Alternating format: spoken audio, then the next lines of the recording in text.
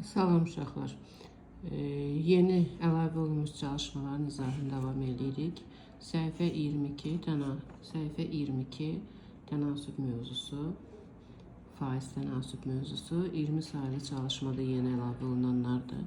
Şərtə baxaq əvvəlcə. Deməli, fikir verin burada. Mütənasibliklərdə buna çox diqqətli olmaq lazımdır. A burada 3-ə, B 5-ə.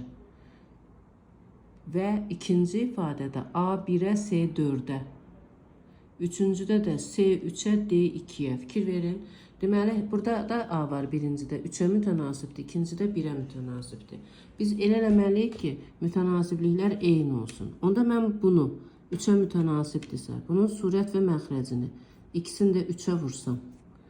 Onda A 3-ə, B 5-ə, burada A 3-ə, C burada 12 oldu artıq. Burada amma 3'dür. Bunu da 12 eləmək üçün.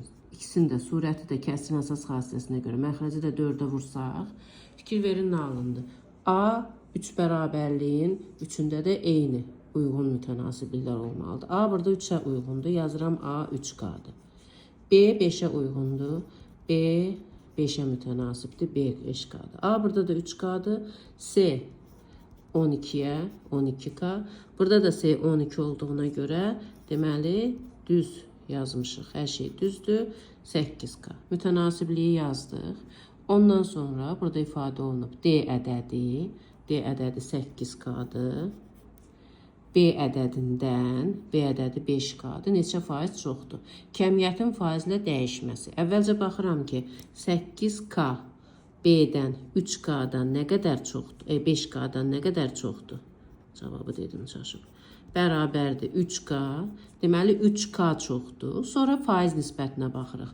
3K'nın 5K'ya, yəni B'yə faiz nisbəti 100'ə vurmaq deməkdir. K'lar ixtisar gedir. 100'lə də 5 20, 20'nin də 3'ə 60. 100'ə vurduq ki, cavab faizlə ifadə olunsun. Bu da bizim cavabımız.